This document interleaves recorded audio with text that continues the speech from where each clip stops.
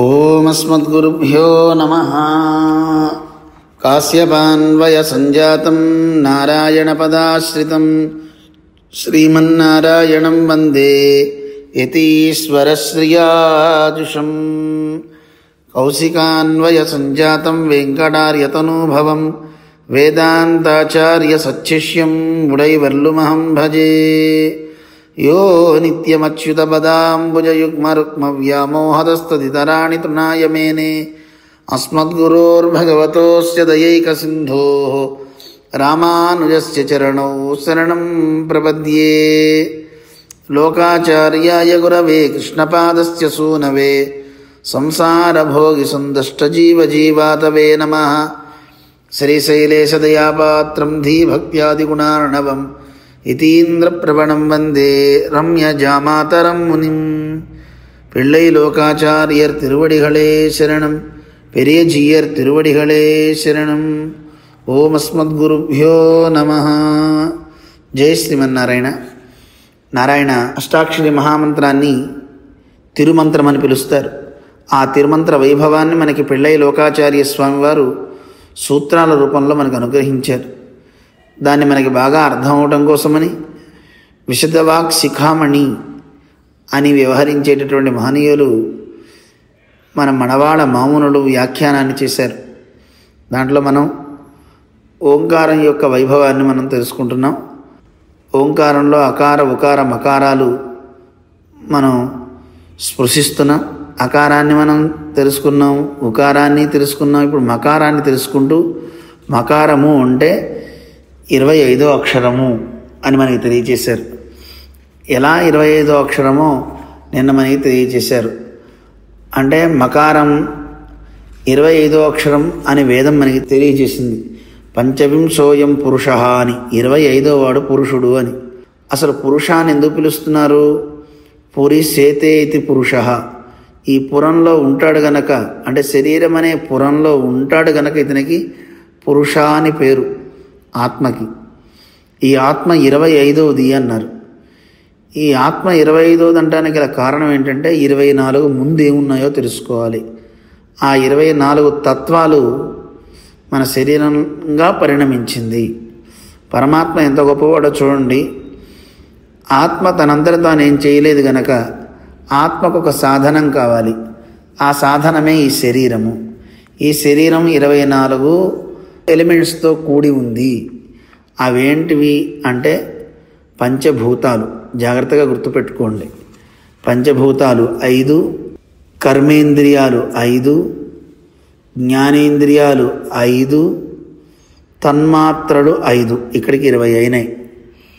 మళ్ళీ జాగ్రత్తగా ఒకసారి చెప్తా వినండి. పంచభూతాలంటే మన అందరికీ తెలుసును. పృథివీ అప్ తేజో వాయుర్ ఆకాశాలు, భూమి ఆకాశము, ఇవన్నీ నీరు నిప్పు గాలి, ఇవన్నీ పంచభూతాలు. పంచభూతాలు 5 అయినాయి. ఈ 5టిని కవర్గం చేత చెప్పారు. ఖ అనే వాటితో. చవర్గేణ ఇంద్రియాణిచ, చవర్గం చేత కర్మేంద్రియాలని చెప్పారు. ఆ కర్మేంద్రియాలు ఏమేమిటివి? వాక్, పాణి, పాద, పాయు, ఉపస్థలు. అంటే చేతులు, కాళ్ళు, వాక్కు, మలమూత్ర ద్వారాలు. ఇవి 5 అయినాయి. ఇక్కడ 10. టవర్గేణ టాటాడాఢ, వీటితో జ్ఞానేంద్రియాలు చెప్తున్నారు. జ్ఞానేంద్రియాలు అందరికీ తెలిసినవే. ఇక తవర్గేణ తాతాదధన, వీటి ద్వారా తెలిసేది గంధాదయస్తదా. అంటే గంధాదులు అంటే శబ్ద స్పర్శ రూప రస గంధాలు. వీటిని తన్మాత్రలు అంటారు. ఇక్కడికి 20 అయినాయి. మనఃపకారేణైవోక్తం, మనస్సుని పకారం చేత చెప్పారు. పాప బాబ మా ఉంది కదా, పా అనే దాంతో మనకి చెప్తూ మనస్సుని చెప్పారు. ఫకారేణ త్వహంకృతి, ఫకారం చేత అహంకృతి అహంకారాన్ని చెప్పారు. బకారేణ భకారేణ, బా అంటే మహాన్ అని అర్థం. భకారేణ భకారం చేత ప్రకృతిని చెప్పారు.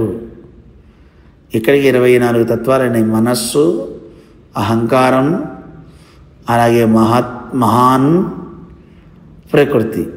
ఈ 4 24, ఆ పైన 20 కలిపితే 24 తత్వాలు. అంటే పంచభూతాలు, కర్మేంద్రియాలు, జ్ఞానేంద్రియాలు, అలాగే శబ్దస్పర్శ రూపరసగంధాలు 20 అయినాయి. మనస్సు, అహంకారం, మహాన్, ప్రకృతి, వీటితో 24 తత్వాలు. 25వది ఆత్మ అంటున్నారు. అయితే ఇక్కడ మనకి సంశయం ఎక్కడొస్తుంది? మనస్సు అంటే ఏమిటి? మనః అన్నారు కదా, సంశయాత్మక, సంశయాన్ని కలిగిస్తూ ఉంటుందన్నమాట. ఇది అవునా కాదా అని తెలియజేసేది మనస్సు. మనస్సు, బుద్ధి, మతి, ప్రజ్ఞ అంటూ ఉంటారు కదా, 4 రకాలుగా ఉంటుంది. ఈ మనస్సు అంటే సంశయాన్ని కలిగిస్తుంది కనుక దాన్ని మనస్సు అని పిలుస్తారు. అలాగే స్మరణాన్ని, ఒకదాన్ని గుర్తు చేస్తూ ఉంటుంది. అలా స్మరణని చేసేది చిత్తము అంటారు. బుద్ధి అంటే నిశ్చయాత్మిక బుద్ధి అంటారు.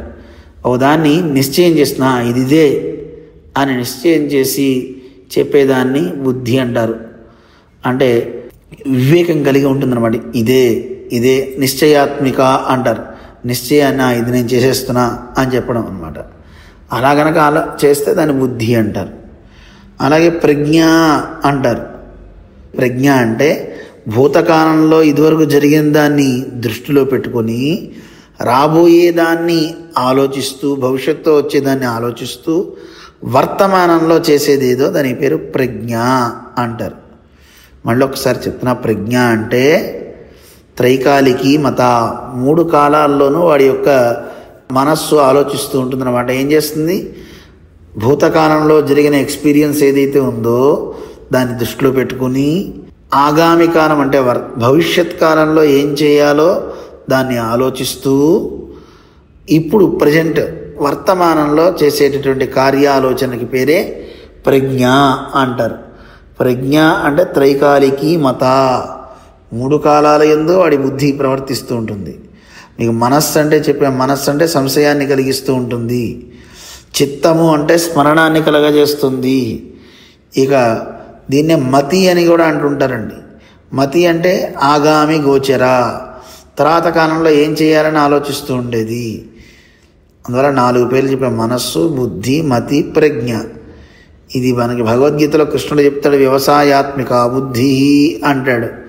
అంటే నిశ్చయమైన జ్ఞానాన్ని ఇది ఇదే అని నిశ్చయం చేసుకుని దాన్ని బుద్ధి అంటారని. ఆ బుద్ధిలో వేరియేషన్స్ అన్నమాట ఇవన్నీ. అందువల్ల వీటిని మనం తెలుసుకున్నాం. 24 తత్వాల్లో మనకి మూల ప్రకృతి అంటారు. ఆ మూల ప్రకృతి అంటే ఇప్పుడు చూడండి, జ్ఞానేంద్రియాలు, కర్మేంద్రియాలు, పంచతన్మాత్రలు, పంచభూతాలు, ఇవన్నీ ఉన్న 20 తత్వాలు ఉంటే మరి కదలాలి కదా. అది కదలాలి అంటే దీంట్లో మూల ప్రకృతి కూడా కావాలి. మూల ప్రకృతి అంటే సత్వరజస్తమో గుణాల యొక్క సంఘాతం కూడా. ఈ వీటి నుంచే, ఈ మూల ప్రకృతి నుంచే వచ్చేది మహత్ అంటారు. మహత్ అంటే ఒక చైతన్యం, కదలిక అన్నమాట. ఆ మహత్ అనే కదిల్చేదన్నమాట. ఆ తర్వాత అహంకారము, అహంకారం అంటే నేను అనే తత్వం కదా. ఆ గర్వం, ఆ అహంకారం అనే తత్వం ఉంటేనే వీడు ఏదైనా చేయగలుగుతాడు. నేను అనే తత్వమే లేకపోతే వాడేం చేయగలుగుతాడు? అందువల్ల ఇది కూడా ఒక బుద్ధి విశేషంగానే మనకి వివరిస్తారనమాట. అందువల్ల మనకి మహత్ అంటే తెలిసింది, అహంకారం, మూల ప్రకృతి, మనస్సు, ఈ 24 తత్వాలు అయినాయి. 25వ వాడెవరు అంటే జీవుడు అని చెప్పి వాటిని వివరించారు. ఆ 25 తత్వాలని తెలియజేసిన తర్వాత ఇక మనకి నిన్న మనం అక్కడ దాకా చెప్పుకున్నాం. అయితే ఇక్కడ ఆత్మతత్వం అనేది ఒకటా ఎన్ని అండి? ఆత్మ అని ఒకటే చెప్తున్నారు ఏమిటి? ఎందుకంటే కొంతమంది అంటారు అసలు ఆత్మ ఒకటే ఉందండి, అందరి ఆత్మల్లోనూ ఒకటే ఉందంటే దాన్ని వివరిస్తూ మన పెద్దలు చెప్తారు, ఒకే ఆత్మ అందరిలో ఉంది అంటే ఒకడు ఏడిస్తే అందరూ ఏడవాలి, ఒకడు నవ్వితే అందరూ నవ్వాలి. కానీ అలా లేదు కదా. ఒకడు ఏడుస్తున్నాడు, ఒకడు నవ్వుతున్నాడు, ఇలా ఉంది అంటే ఎవరి శరీరంలో ఉన్నటువంటి ఆత్మ వేరని కదా అర్థం. అందువల్ల ఒకే ఆత్మ కాదయా అని కూడా ఖండిస్తారు రామానుజులు. అందువల్ల ఆత్మ అని ఇక్కడ ఒక్కటి చెప్పారంటే సమష్టివాచకం, జాత్యేక వచనం అంటారు. జాతి మొత్తాన్ని కలిపి, అంటే ఈ ఆత్మ అనేటువంటి దాన్ని మొత్తాన్ని సమూహాన్ని కలిపి ఒక్కదాంతో చెప్పడం అనేది తెలుస్తుంది. ఎలా అంటే అక్కడ ధాన్యపు రాసి ఉంటే దాన్ని ధాన్యమని పిలుస్తారు. అదో అక్కడ ధాన్యం పోసారంటారు తప్ప ధాన్యపు గింజలు పోసారని మళ్ళీ అనరు.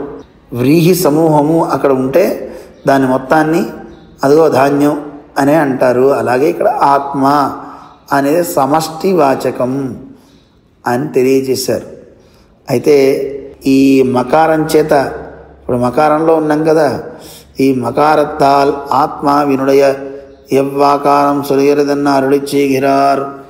ఆత్మ అసలు ఏమిటండి, ఎలా తెలుస్తుంది అంటే దానికి వివరించారు నిన్న. ఆత్మ అంటే జ్ఞానం కలదండి, జ్ఞాత అంటున్నారు.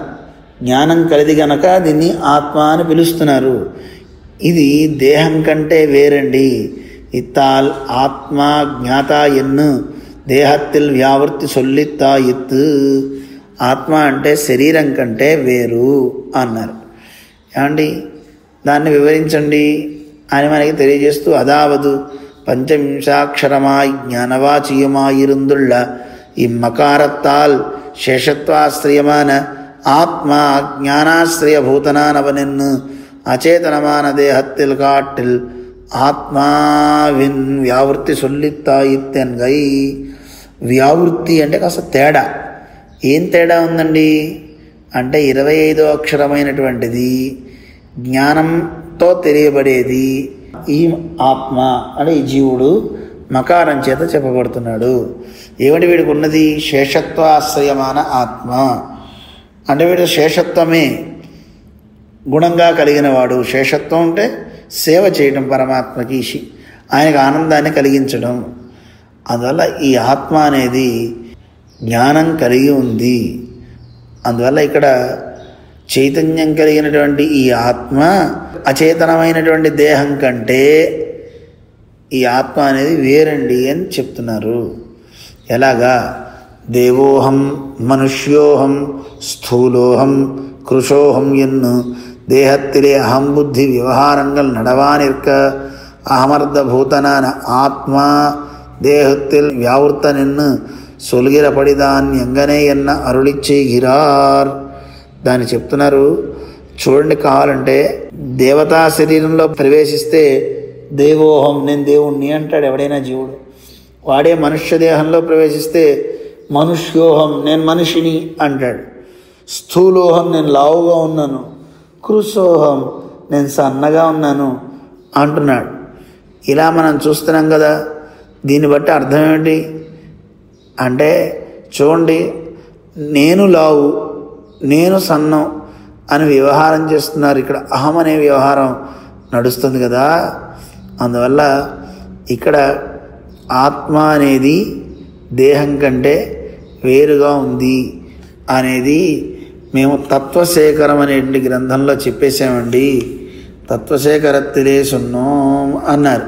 అదావదు అనేక హేతుక్కளாலே దేహత్తనుடைய అనాత్మత్వத்தை సాధియా నిన్నకొండు ஆத்மாவினுடைய தத்வியாவிருத்தியை தத்துவசேகரமான பிரபந்தத்திலே వ్యక్తமாக சொன்னோం అదిలే కండుకొల్వదెన్గై.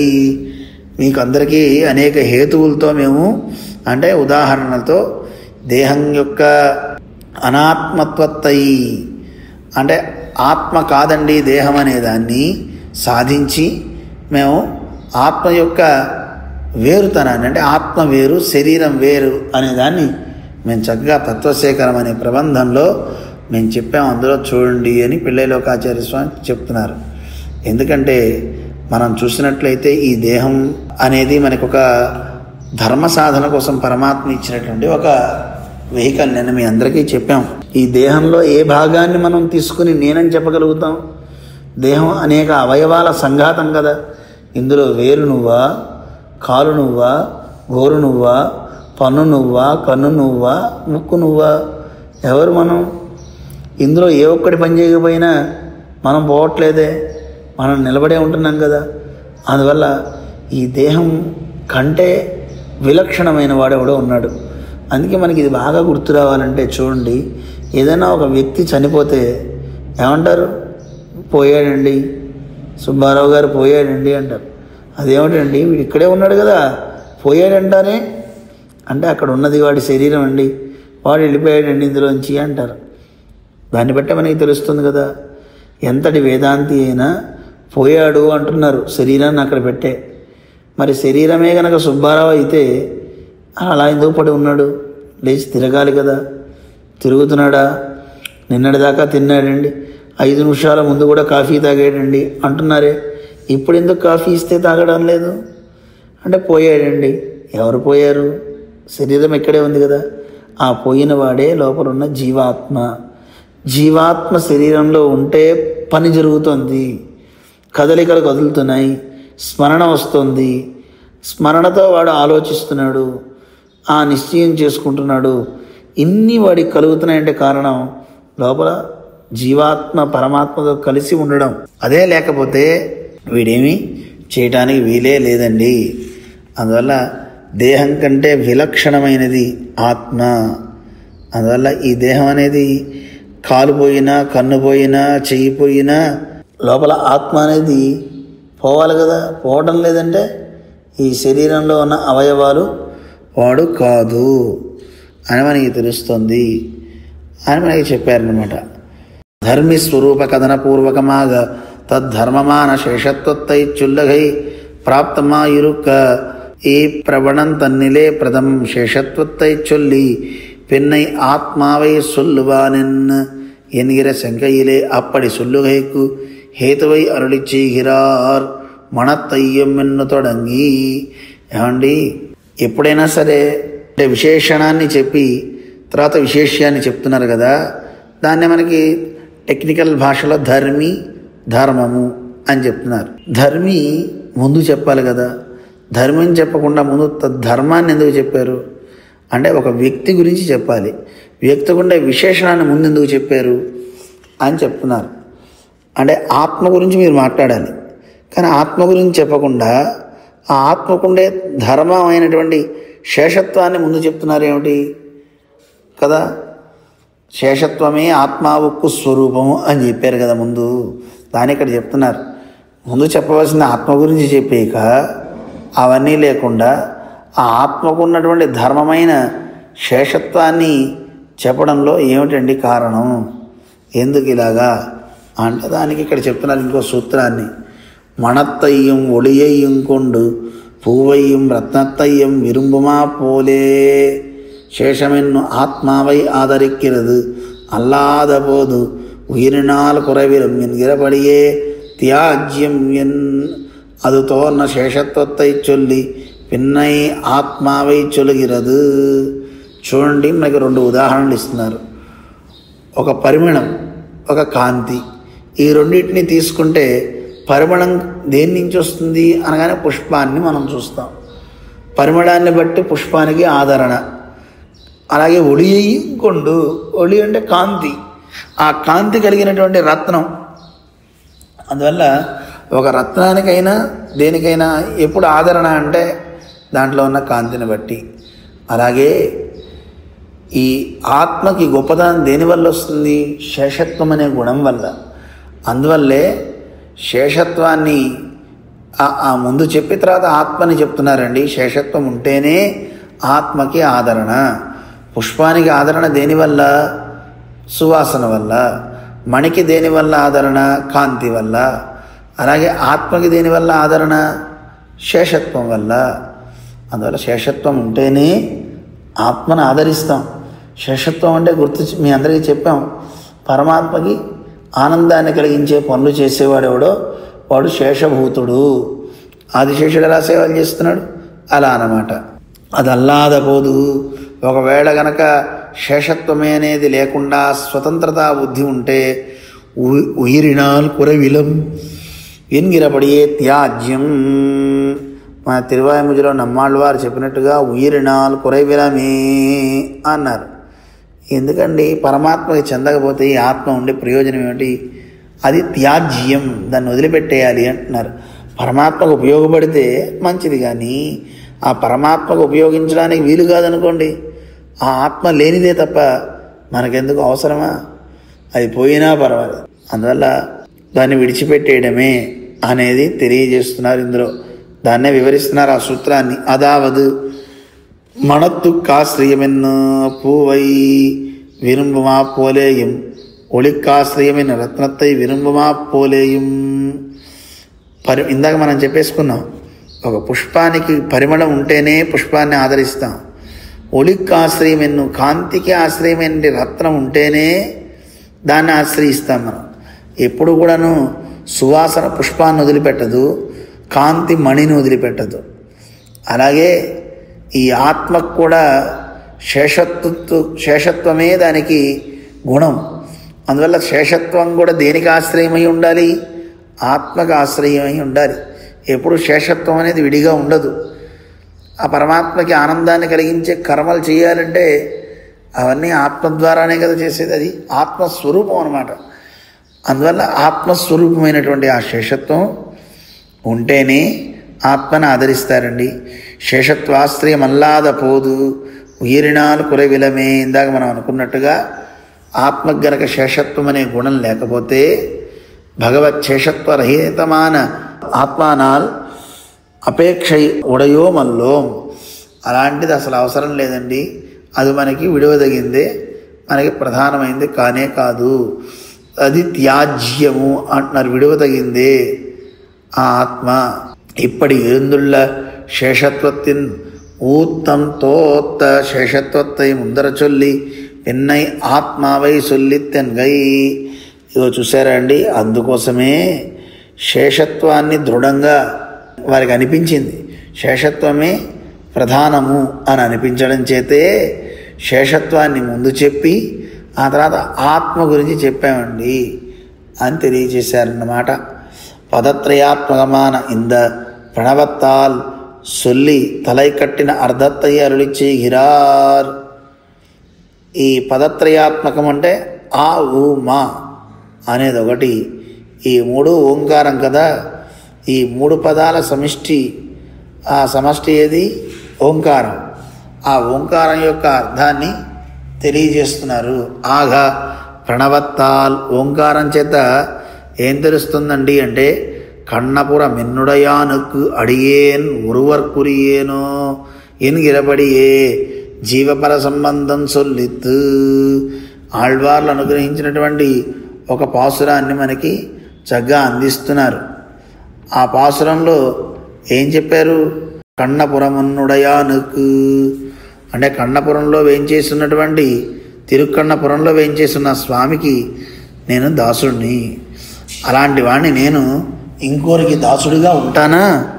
ఇంకోటికి నేను దాసుడిని కాను అని చెప్పేటటువంటిది ఈ పాసురాన్ని తీసుకొని మనకి నిరూపిస్తున్నారు. జీవుడికి పరమాత్మకి ఉండేటువంటి సంబంధం ఎలా ఉంటుంది, జీవపర సంబంధం సొల్లిత్తు ఎలా సమన్వయం చేస్తున్నారో చూద్దాం. అదావదు కీచొన్న ఎల్లావత్తాలు ప్రణవత్తాల్. ఏమంటే ఓంకారం ఉంది కదా, ఆ కింద తెలియజేసినట్లుగా ఓంకారం చేత ఏం తెలియబడుతుంది? కన్నపుర మిన్నుడయానుకు. ఆ పాసురాన్నే మనకి విడదీసి చూపిస్తున్నారు. ఇందులో ఈ పైన చెప్పినటువంటి ఆళ్వారు చెప్పినటువంటి పాసురంలో ఓంకారంలో ఉన్న పదాలు ఎలా చేరుతున్నాయో చూడండి. కన్నపురం ఎన్నుడయానుకు ఎన్ను. ఆ తిరుక్కన్నపురంలో వేంచేసున్న స్వామికి అన్నారు కదా. అంట వల్ల ఏం తెలుస్తుంది ఇక్కడ? కన్నపురంలో ఉన్న స్వామి ఎవరు? సర్వేశ్వరుడు నారాయణుడు. ఆయన ఇక్కడ ఎలా తెలుస్తున్నాడు? చతుర్థ్యంతమాన అకారార్థత్తయ్యం. ఇక్కడ ఆ స్వామి అనగానే చతుర్థ్యంతము అంటే నారాయణాయలో ఆయ పదం కూడా ఉంది. ఆ నారాయణాయ అన్న పదాన్ని తీసుకొచ్చి ఇక్కడ పెట్టారు. అలాంటి నారాయణాయ అనేటువంటి స్వామి ఈ అకారంలో ఉన్నాడు కదా. ఆ అకారార్థం ఏమిటంటే ఇగో ఈయనేనండి. కన్నపురం ఎన్నుడయానుకు అంటే ఆ కన్నపురంలో ఉన్న స్వామికి అని చెప్పడం చేత అకారార్థాన్ని ఇక్కడ చెప్పినట్టు అయింది. అంటే శ్రీమన్నారాయణునికి, నారాయణాయ దాకా తీసుకోవాలి. ఆ పాసురంలో మళ్ళీ ఏమన్నారు? వెంటనే అడియేన్ అన్నారు కదా. అడియేన్ అంటే దాసుడు అని అర్థం. అంటే అడియేన్ ఎలాంటి వాడు దాసుడు అంటే శేషత్వాశ్రయవాచియాన మకారార్థత్తిల్ అర్ధత్తయ్యం. ఇక్కడ అడియేన్ అంటే దాసుడిని అంటే నేను అని చెప్పుకోకూడదు. అది అహంకారం కనుక మనం ఎప్పుడు అడియేనని మనల్ని సంబోధించుకుంటాం. ఎదుటివాడిని పిలిచేటప్పుడు అడిగేనని పిలుస్తాం, అలా పిలవకూడదు. అడిగేనంటే మనల్ని మనం సంబోధించుకుంటున్నట్టు అనమాట. అడి అంటే పాదాన్ని, ఆ పాదదాసుడిని నేను అని చెప్పుకుంటాం అనమాట. అందువల్ల అడియేన్ అంటం వల్ల ఏం తెలుస్తుంది? శేషత్వానికి ఆశ్రయమైనటువంటి మకారం ఇక్కడ అర్థంగా చెప్తున్నారు. మకారం చేత ఈ అర్థాన్ని ఇక్కడ చెప్పుకోవాలి. అడియేనంటే మకారాన్ని చెప్తుంది. ఇంకేం చెప్తున్నారు? ఒరువర్ కురియే నిన్ను, ఇంకోళ్ళకి నేను చెందుతానా? ఇంకోళ్ళకి చెందను. ఎవరికి చెందుతాను? ఆ స్వామికే అని నిశ్చయార్థమైనటువంటి ఉకారం ఇందులో చెప్తున్నారు. అన్య శేష నివర్తకమాన, ఇతరులకి నేను శేషభూతుణ్ణి అనేటటువంటి దాన్ని తొలగించేటటువంటి ఉకారార్థత్తయ్యం సొల్లా నిన్నకొండు.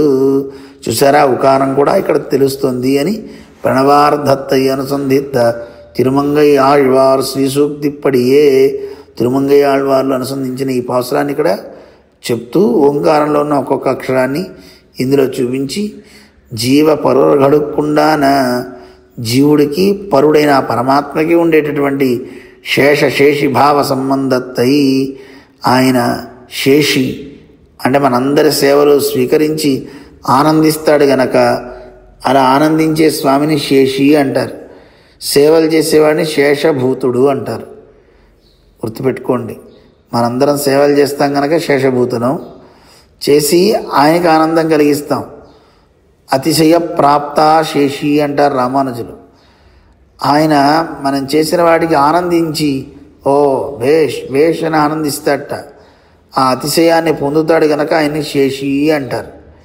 అందువల్ల శేషి భావ సంబంధం, పరమాత్మకి మనకి ఉన్నటువంటి సంబంధాన్ని ఇక్కడ చెప్పారు ఈ పాసురంలో. జాగ్రత్తగా చూడండి, మళ్ళీ కూడా ఒకసారి చెప్తా. కన్నపురం ఎన్నుడయానుకు అనే పాసురంలో ఒక్కొక్క పదాన్ని తీసుకున్నారు.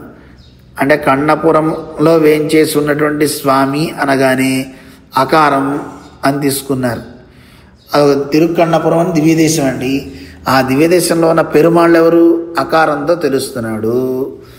అలాంటి ఆ స్వామికి అడియేనంటే నేను అని అర్థం. ఆ పాసురంలో అడియేనని ఉంది. ఎలాంటి వాడిని నేను? శేషత్వం చేత తెలియబడుతున్నాను అంటే జ్ఞానం కలిగినటువంటి ఆత్మ అని మకారం చేత తెలియబడుతుంది. అందువల్ల అక్కడ మకారం యొక్క అర్థాన్ని చెప్పారు. ఒరువర్ కురియేనో, ఇంకోళ్ళకి ఉపకరిస్తానా నేను, ఇంకోళ్ళకి దాసున్నా నేను కాను అని అన్యశేషత్వాన్ని ఖండించి ఈ మకారమైనటువంటి ఈ దాసుడు పరమాత్మకే చెందినవాడు, ఆయనకే అని నిశ్చయార్థాన్ని చెప్పే ఉకారం కూడా చూసారా ఇందులో వచ్చింది. ఒరువర్ కురియేనో, ఇంకోళ్ళకి శేషభూతున్నా కాను, ఆ స్వామికే అని చెప్పి ఉకారం కూడా ఇందులో వచ్చేసింది.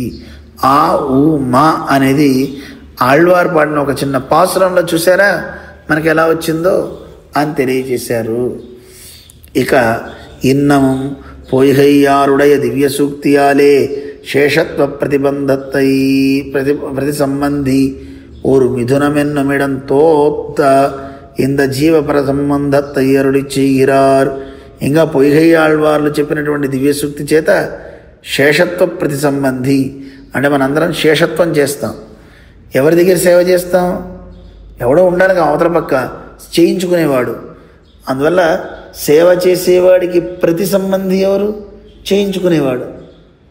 ఆ చేయించుకునేవాడు యొక్క వైభవం ఓరు మిథునం ఎన్నమిడంతో ఒత్తు, దాన్ని జీవాత్మ పరమాత్మ యొక్క సంబంధాన్ని ఇందులో తెలియజేస్తున్నారు అనమాట. అక్కడ ఆ ప్రతి సంబంధి ఎవరు అంటే ఆయన ఒక దంపతులు.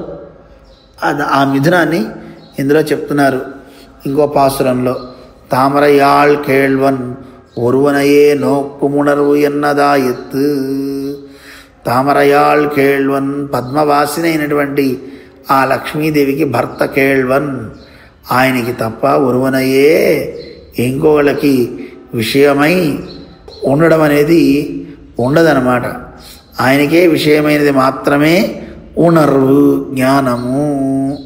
అంటే పద్మవాసిని అయినటువంటి ఆ లక్ష్మీదేవి భర్త అయిన ఆ స్వామి విషయమై ఉండేదే జ్ఞానము. అలా కాకుండా ఆయన దగ్గరికి కూడా వెళ్దామండి, ఈయన దగ్గరికి కూడా వెళ్దామండి అని అంటే అది జ్ఞానమా? అది జ్ఞానం కాదన్నమాట. దాన్ని తెలియజేస్తున్నారు. అదావదు ఈ ప్రణవత్తాల్, ఓంకారం చేత ఏం తెలుస్తుంది? ఓంకారంలో ఆ ఊ మా ఉన్న ఈ పాసనంలో ఆ మూడింటిని చూపిస్తున్నారు చూడండి. ఆ అంటే పరమాత్మ కదా. ఆ పరమాత్మ ఎవరు ఇందులో? తామరయాళ్ కేళ్వన్ ఎన్ను, అందులో లక్ష్మీదేవికి భర్త అయినటువంటి వాడు కేళ్వన్. ఆ స్వామి అకార వాచ్యుడుగా ఇందులో తెలుస్తున్నాడు. ఈయననే శేషత్వ ప్రతి సంబంధి అంటారు. మనం చేసే సేవలకన్నింటినీ స్వీకరించే సంబంధి ఈయనే. ఎవరైనా శ్రీయఃపతి అని తెలుస్తుంది. అందువల్ల అకారం చేత శ్రీయఃపతి అని తెలిసింది. ఒరువునయే నోక్కుమెన్ను, అలాంటి ఆ శ్రీయఃపతికి మాత్రమే అనేది తెలియడం చేత చతుర్ధ్యుకారంగల్ సొలిగిర అనన్యారహ శేషత్వ ప్రయుక్తమైన ఆత్మా విన్రయ తదేక పరతయ్యం. ఇక్కడ చతుర్థి ఉకారంగల్, చతుర్థి ఆయనకే అని చెప్పడం ఉకారం చేత, ఆయనకి కైంకర్యం చేయటం అనేది ఉకారం చేత, ఆయపదం చేత. ఇక్కడ చతుర్థి అలాగే ఉకారం, ఈ రెండు అర్థాలు కూడా ఒరువనయే నోక్కు అనే దానివల్ల, అంటే ఆయన విషయమై ఉండేది అనేది దీన్ని తెలియజేస్తుంది. అనన్యారహ శేషత్వము అంటే ఉకారం తెలుస్తుందండి. ఒరువనయ్యే ఇంకోళ్ళకి కాదు, ఆయన విషయమయ్యే అంటే ఆ లక్ష్యం. ఇందాక తామరయాళ్ కేళవన్ అన్నప్పుడు శ్రీయఃపతి అంటం చేత అకారము. ఒరువనయే నోక్కు ఆయన విషయమయ్యే అంటే ఆయన అంటే ఆ పరమాత్మ గురించే తెలుసుకోవడం అనేది జ్ఞానము అన్నారు కదా. ఇక్కడ చిన్న పదం మాత్రమే ఇచ్చారు. ఆయన విషయాన్ని తెలుసుకోవడమే అని చెప్పడం చేత ఉకారం అనేది ఇందులో తెలుస్తుంది. ఉణర్వు అంటే జ్ఞానము, పరమాత్మ గురించి తెలుసుకోవడమే జ్ఞానము అన్నారు. ఈ జ్ఞానము ఎవరినో ఆశ్రయించుంటుంది, వ్యక్తి ఆశ్రయమై ఉండాలి. అది తప్ప జ్ఞానం విడిగా ఉండదు.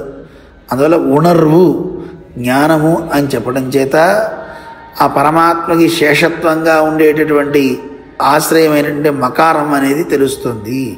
அந்த శేషత్వాశ్రయமாக மகாரத்தால் சொல்லப்பட்ட ஞானைக நிரூபணீயனான ஆத்மாவையும் சொல்கிற சுக்தி இப்படியே జీవపర సంబంధం సొల్లిత్తాయిత్తెన్గై. ఇందులో చూసారా అండి, జ్ఞానము అంటం వల్ల, ఉణర్వు అంటే జ్ఞానం, ఆ జ్ఞానము అండం వల్ల శేషత్వం అంటే సేవ చేసేటటువంటి ఆ జీవుణ్ణి ప్రతిపాదించే మకారం అనేది ఇక్కడ తెలుస్తుంది. మీకు మళ్ళీ ఒకసారి జాగ్రత్త చూడండి, కన్ఫ్యూజ్గా ఉంటారేమో. తామరయాళ్ కేళ్వన్ ఒరువనయే నోక్కుం ఉణర్వు.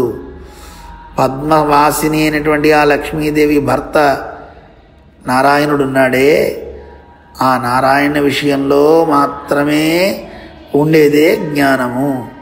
అంటే ఆయన విషయం తప్ప మిగతా వాటిని తెలుసుకుంటే అది జ్ఞానం కాదు అని పాసురం. దాన్ని వివరిస్తూ ఏం చెప్తున్నారు ఇందులో చూడండి. తామరయాళ్ కేళ్వన్ అంటే లక్ష్మీపతి అని చెప్పడం చేత అకారం తెలుస్తుంది. ఆ అంటే నారాయణుడని కదండి, శ్రీయఃపతి అని కదా అర్థం. అందువల్ల శ్రీయఃపతి అని తెలిసింది అకారం చేత. ఆయన విషయంలోనే జ్ఞానం ఉండాలి, ఆయన విషయంలోనే అంటం వల్ల ఇంకోటి కాదు అని చెప్పేది ఉకారం. ఆ ఉకారము తెలిసింది. అలా ఆయన విషయంలో ఉండేదే జ్ఞానము అన్నారు. అలా ఉంటేనే అది జ్ఞానం అంటారు. ఆ జ్ఞానము అని చెప్పడం వల్ల మకారం తెలుస్తుంది. ఎందుకంటే జ్ఞానవాచ్యమాయి, జ్ఞానం కలవాడెవరు? జీవుడు గనక. ఇప్పుడు చూడండి, ఆ వచ్చింది, ఊ వచ్చింది, మా వచ్చింది, మూడు కలిపితే ఓంకారం. ఆ ఓంకారాన్ని ఇందులో మళ్ళీ తీసుకొని వచ్చి చెప్పారనమాట.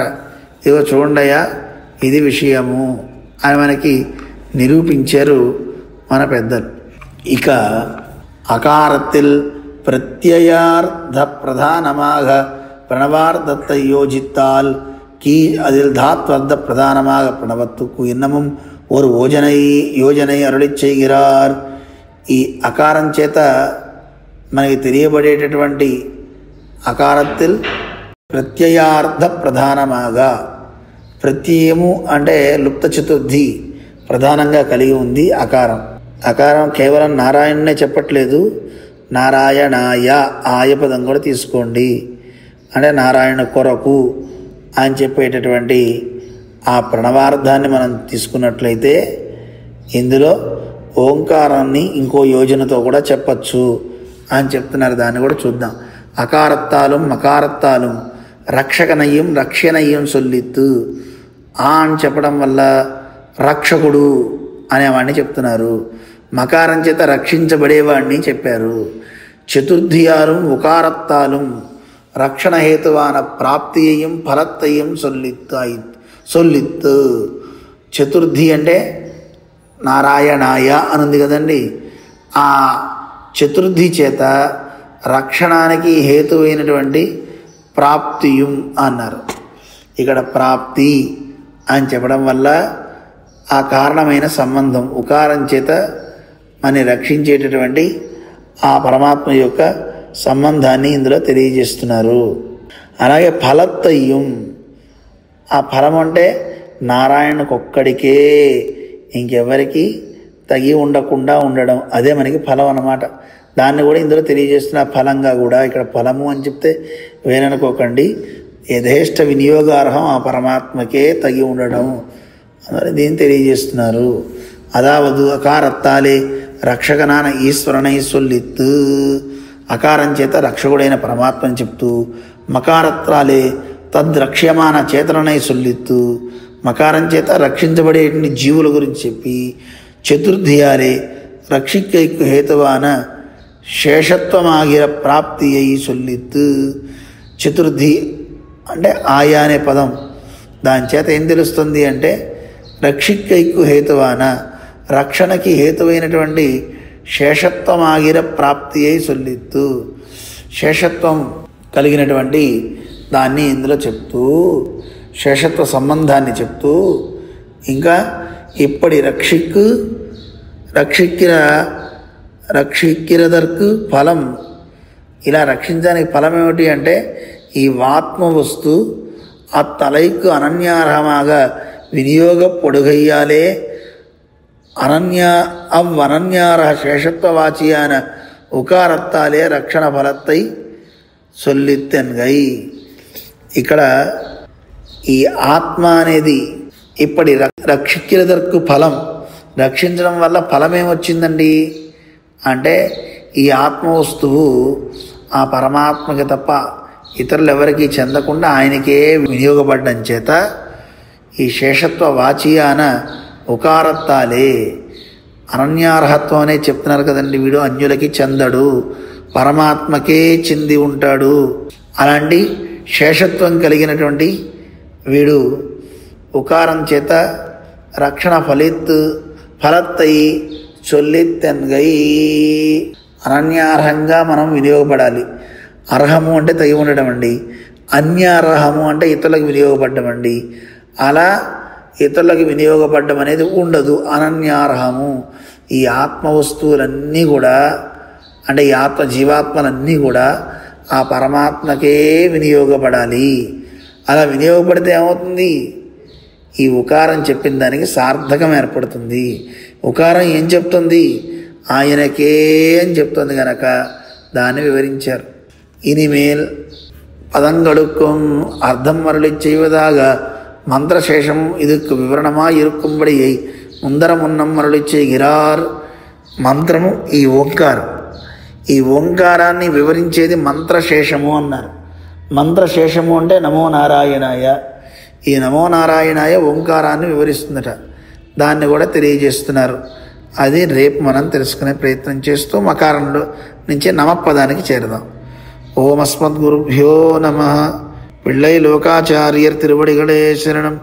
పెరియజీయర్ తిరువడిగడే శరణం. జై శ్రీమన్నారాయణ.